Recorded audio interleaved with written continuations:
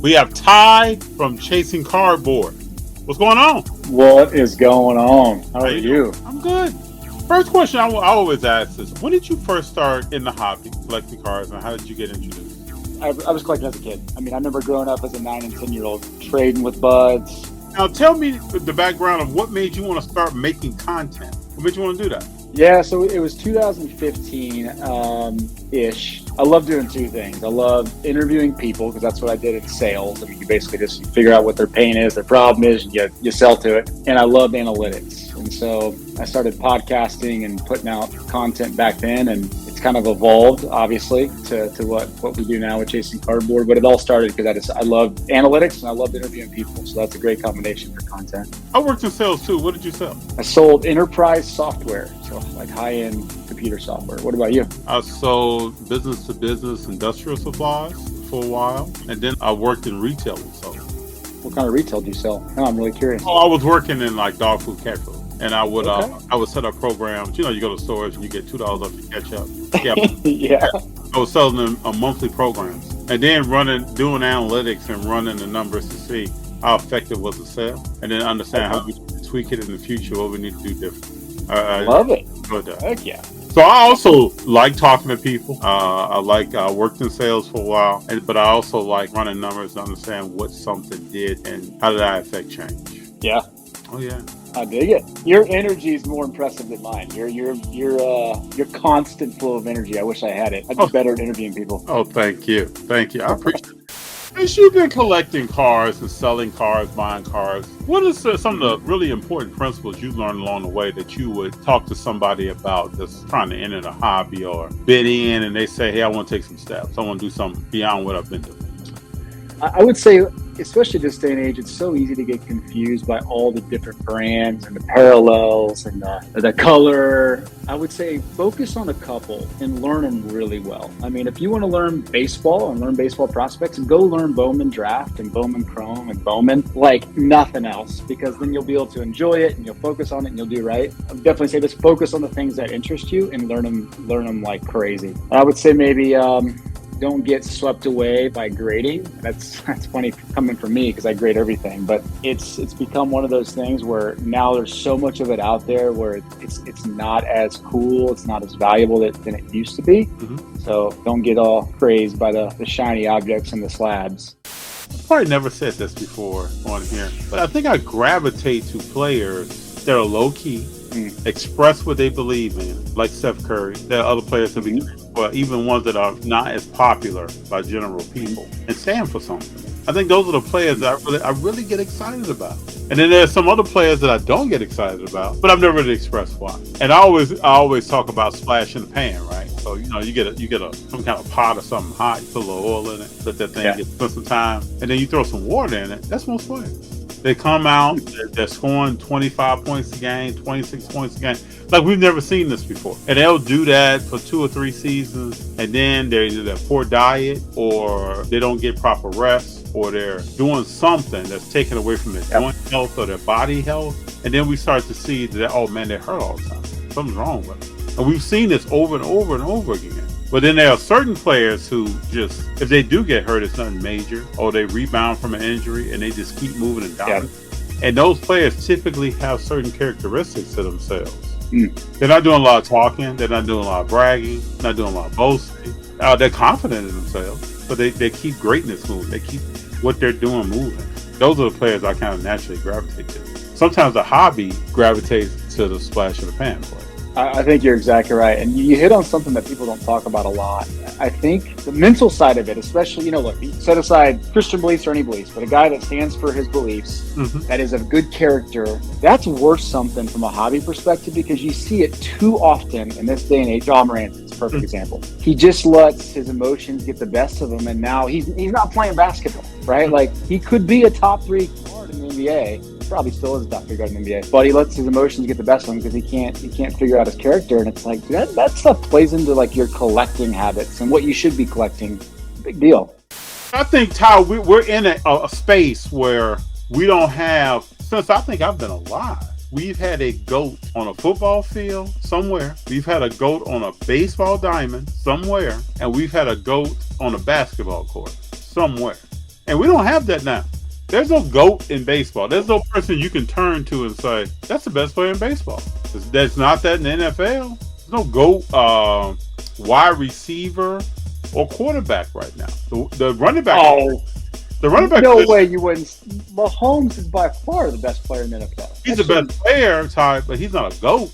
He's the best player in the game today, but I wouldn't put him in the same category as a Tom Brady or Joe Montana. He's a very good player. But I always say to people, what if Patrick Mahomes never wins another Super Bowl? Mm-hmm. And he's a guy with 2 Super Bowl rings. And there's a long list of guys with 2 Super Bowl rings. And you may be able to say, well, he's the best with 2, but that doesn't make him legendary, you know? He's going down a good path. He's a young guy going down a good path, but... So this is an odd area, an odd space to be in that we don't have GOATs, and like Jerry Rice is not playing ball right now. So we look at a receiver, you see some good ones, but Justin Jefferson's been hurt. He had an amazing year last year. He's been hurt all year. Diggs is frustrated with his quarterback. Josh Allen is not who people are talking about. Rough out here. So I think people are looking around like, who do I buy or who do I cheer for? And who's definitely going to, as Deion Sanders says, that other room in Canton. Who's on that level? We don't know. Yeah. And that's why I think these sports today are like, you know, I hear stats that say viewership is up. It's kind of hard for me to believe that. Mm-hmm. What's the last time you watched a game and you got excited about that game? Like right now, the Bears and the Vikings on. It's 3-0 with 3:19 left in the first half. It's Monday Night Football. Oh. We grew up on Monday Night Football being exciting. Yeah. Sunday Night Football, and still even Sunday Night Football is a miss. There's a lot of truth to that, man. There's a lot of truth to that. I think what we underestimate is how these leagues transform the rules to continue to create GOATs. Mm-hmm. So I don't think that's going to be any different in the years to come. I think they're going to do what they can to make it likable and watchable, and that means they're going to make it very advantageous for guys to break a lot of stats. But I mean, I think you could. I mean, I really think you could argue Steph Curry has an opportunity to be an all-time great point guard. Oh yeah, probably in the top 3 discussion right now. So we're watching that guy play. LeBron's in the argument, right, for at least the top 5 in his position. There's a little bit of that, but you're right on baseball, and you're probably right on football. It's a really weird position to be in. Yeah, we'll see. And I always ask too: are we prepared as viewers of sport to go the next decade with not even having that question answered? It could happen. Or it could be someone that we don't talk. It's like I usually say that when LeBron came out the floor in Miami with Chris Bosh and Dwayne, and he said, we're not only going to win 4, we're going to win 5, we're going to win 6. Pretty much no one was talking about Steph Curry at that point.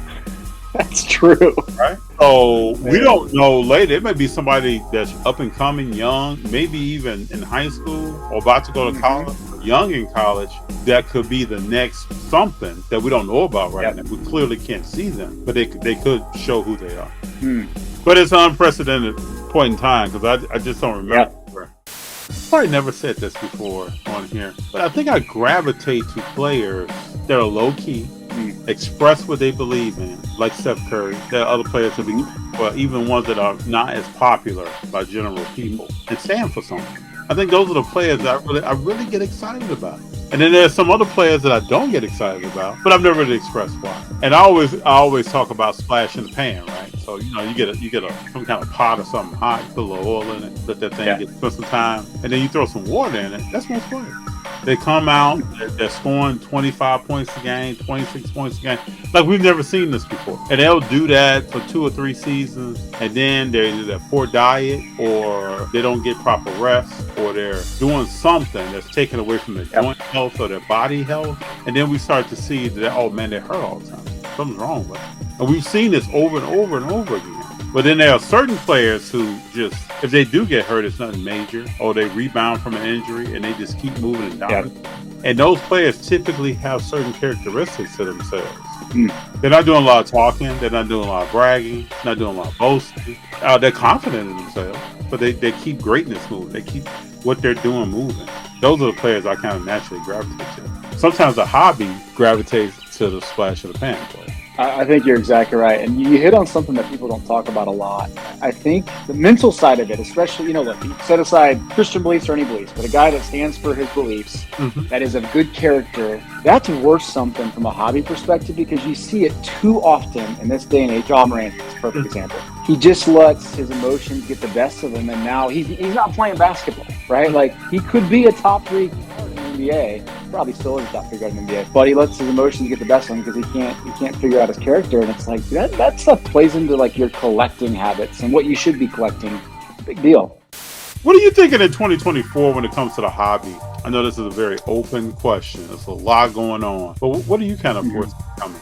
Well, I think a little bit of the identity crisis will be kind of figured out. I think we're in the middle of an identity crisis still with the hobby. It's like everything is still up in the air. People don't know what brands are going to be around. People don't know who's going to have the licenses. They're confused about prices. So I think a little bit of that confusion will be cleared up, but you'll see get a little stronger, the mid-end get totally crushed, and I really think low-end is going to be really strong in 2024. I think you're going to find just a crazy amount of people buying up low-end stuff. That's just my quick observation, kind of going back to what I said earlier, but I think the hobby's in a really good place, man. I think it's going to be in a good place. I think they're figuring how to blend in cards, and that has been something the hobby hasn't figured out. Topps and Panini could not figure it out. Fanatics is figuring it out, and that's a really good thing for the long term of the hobby, I think. I agree. I totally agree. I think the more you have people that don't traditionally talk about cards, think about cards, and tie that to a sport or some kind of appearance or a date and time where they're around an athlete that they really like, if you can tie all that in together, then it's something. Just like when, they had the Wemby card pulled, then they had the person who pulled to fly out to meet Wemby. Yeah, I mean, so cool. Yeah, it's wonderful. Yeah. You got a legendary young player. I mean, when I saw that, I was like, okay, now people are really thinking about some things right now. This is not cards and then the athletes. It's experience. Hey, you're starting to blend some stuff and have an experience out of it. Yeah, exactly right. Then the whole the logo patch stuff with Topps update, genius. The buyback on the Chrome stuff, genius. Like you want to get rid of this whole aura of overprinted base, buy it back if they win in. What a great idea. Little things like that, I think, are going to start to compound, and you're going to be like, oh shoot, Fanatics is actually doing a pretty good job. Some people have asked me at shows, like, hey, you spend a lot of time watching sports. Probably now with a family and children, I spend more time analyzing and summarizing sports. Like, very rarely am I going to sit down and watch a 3-hour game. Yeah. I really don't have time for that. But I will understand the nuances of that game when that game is over. What happened in it? How did the quarterback get their yards? How did the running back get their yards? How did the point guard score? I always like to understand how a big man scoring. You could be DeAndre Jordan. Someone could give you a lob, or you could create the shot. There's two different types of players. So when I start looking at stuff, then I try to understand. Yeah, and that's why I go back to like today. If you get outside of vintage and you get outside of Steph, LeBron, Durant, there's a big area. There's a vast area. Who are people buying right now? And when I talk to people, I'm always asking that question: who are you buying right now? And then we get into a conversation of why. Who are you buying right now and why? And I hear more people today, personally, talking about who they really like as a player, more than I hear people talking about what that card is going to be worth later. It's almost like people have reverted back to kind of how I grew up with cards. It wasn't just what that card is about to be worth from Monday to Thursday, but what do I think of this player? I love it. I love it. You're very strategic in the way you approach the hobby. I try to. You don't see it very often like that. The first time I saw an episode of Chasing Cardboard, your production value is so high that it came across as a show that was on A&E or the History Channel. Has anybody else ever told you this? Yeah. The first time I ever watched, I was blown away. I got recommended by somebody. I even called them back, like, man, this production value is crazy. One of our main goals when we first started was try to have a high production value. I admire that. And I'm not saying everybody in the hobby needs to do that, but if more people took that seriously. I think people have grown tired of mediocrity in the hobby. There was a lot of in the content world, and a lot of those guys are gone. Guys like you have stuck around and have found a niche and have found a way to kind of just blend your love for sports with sports cards, and like that stuff exists now. It fell through the cracks the last few years. People want variety and they want uniqueness, and so I think we're trying to figure out, okay, how do we maintain to be unique? Start bringing people that don't normally care about sports cards. That's our ultimate goal. Like let's be this bridge between stories, entertainment, and sports cards. We're using sports cards as a medium to tell stories. That's really what Chasing Cardboard is. And people get upset with us sometimes. They're like, why don't you share more sports cards? Why don't you dig into the values? And I always kind of say this in comments when I can. It's like, look, the second we do that, we lose the fringe viewer. Bring fringe viewers into the hobby. Better for all of us if those people start coming in. become so accustomed to living vicariously through a content creator that they've forgotten what it's like to actually have their own thoughts. Mm-hmm. And I could fall into that trap too. I see it in some of my kids sometimes, and I have to kind of speed correct it a little bit. Some people just are so afraid to take accountability for their own decisions, their own thoughts, that it becomes impossible to have a conversation. Yeah. Because they're not thinking through the same lens I am. You know, I grew up on the south side of Chicago. There's not a lot of me in the hobby, Tom. Yeah. And I grew up communicating differently. And how I express myself is different. And I didn't grow up passive aggressive. Like, I grew up explaining, if you and I are having a conversation, we're going to have a conversation. I'm not going to say one thing in front of you and then go over here and say something else. And I wouldn't expect that of the person that I'm talking to. That's just how I grew up. Even at family functions or non-family functions or whatever it may be, people were pretty straightforward when I was coming up. And then I've learned over life that a lot of times it's not like that. A lot of times the other things come into play. So I'll let other people do that stuff. We want to tell a story, the gap between sports cards and emotions. How do you put out so much content, man? You're like it's nothing. We split stuff up. I mean, my son is my editor. So Greg is my editor. He does kind of the bigger episodes of stuff.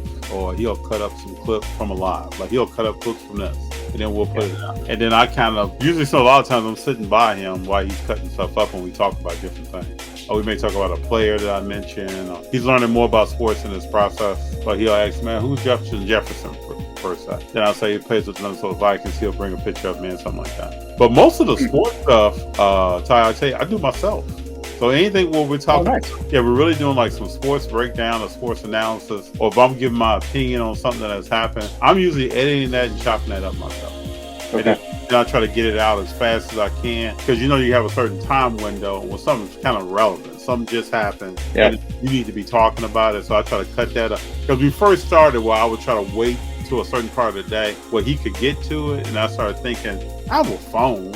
I can probably cut this and get at this myself, so I started doing that. So it allows us to pump out a lot of stuff. And then I think part of our content, even before we started making it, I tried to always be abreast of what's happening in the world of sports. And there are like certain friends that we would text each other all the time. Did you see this? Did you see that this happened and this happened? So one day I was talking to a friend. I was talking to him. And he said, why don't you put some of this stuff out? Like, we talk about all this all the time. Just put some stuff out. So then I started doing that. But like, it's not, I enjoy following sports all day long. And then it really helps me understand, who am I going to be buying? Where's their career going? Who can I always ask myself, if I see somebody with a certain talent level, who can I compare that person to? Where have I seen this before? Is the guard more like Alex English, or is the guard more like Allen Iverson?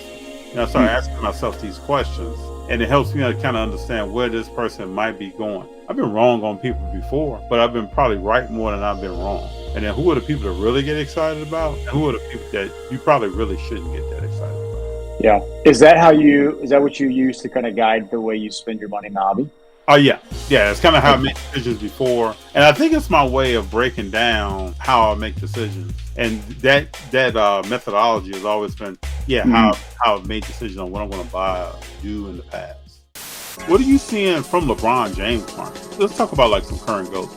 Are people talking about his cars? Do you see more people buying his cars? What's some stuff that you're seeing that people are talking about? I see a lot of LeBron sellers. It doesn't mean that there's not guys out there trying to buy LeBron, but I think overall what you're seeing right now, which is affecting guys like LeBron, is that the ultra high end stuff just got slammed. I mean, it got absolutely murdered the last month. It did. To 12 months. And that'll probably come back a little bit in 2024, like maybe my guess, because the people that buy that type of stuff, they wait to see blood in the streets, and then they go sweep it up. So that stuff always is kind of good. It's that mid to high end stuff, $1,000 to $5,000 stuff that new buyers came in, they flooded the hobby, and they wanted it all. And they realized, oh shoot, this stuff actually doesn't hold up that well unless you have that one or two or three guys. That's right. Otherwise, it just loses value. And I think that stuff's stuff that's just going to keep getting slaughtered all the way through next year. It's that low end stuff that'll probably end up doing really well because people can afford it. Deals are plentiful, and a lot of the mid range stuff is going to drop into the low end range anyway. So guys like LeBron have had a hard time because the ultra high end buyer has kind of disappeared. Unless you're, I mean, Jordan's dropped considerably, right? Like, those guys are just, oh yeah, it's crazy. But there's certain guys that people are sticking with. Steph Curry didn't drop much. No, he really did not. For a long time, he was very undervalued, very much so. I was actually surprised. Steph had 3 championships. People thought his playoff runs were over. Cards were undervalued. So when I say NBA championship, who do you think is going to win? NBA championship, man. I just think the Nuggets are going to be really hard to beat when they're all healthy. Bucks too.